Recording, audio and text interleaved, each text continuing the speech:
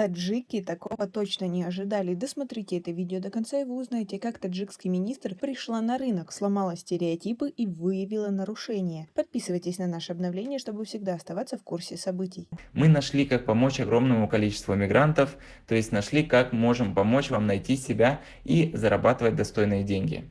Для того, чтобы попробовать себя в работе онлайн, при этом ничем не рискуя и не уходя с текущей работы, оставьте свои данные по Google форме ниже под видео. Министр труда, миграции и занятости Таджикистана Ширин Аманзода опубликовала фотографию с переполненного рынка на фоне толпы покупателей и торговцев.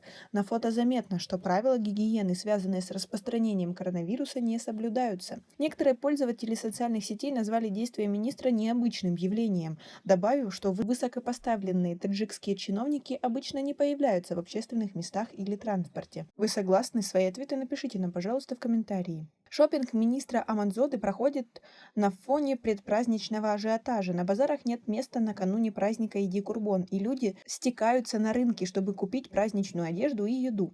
Отметим, что таджикские власти призвали людей соблюдать санитарные правила накануне Иди-Курбона, который отмечается 20 июля, и избегать расточительства.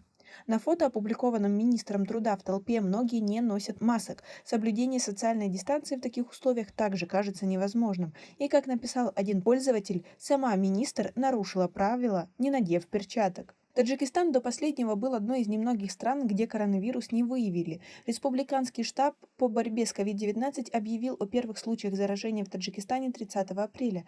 К концу 2020 года Таджикистану удалось справиться с COVID, но 21 июня 2021 года Оперштаб вновь сообщил о заболевании. Но как наше правительство не додерживается прав, устраивая всякие шествия и марши, так и граждане. Но некоторые пользователи сети говорят о том, что люди должны брать пример со своего государства, а у нас, к сожалению, брать пример не с кого. Вы согласны? Свои ответы напишите нам, пожалуйста, в комментарии. У нас пока на этом все. Оцените наше видео подпиской и лайком. До скорой встречи!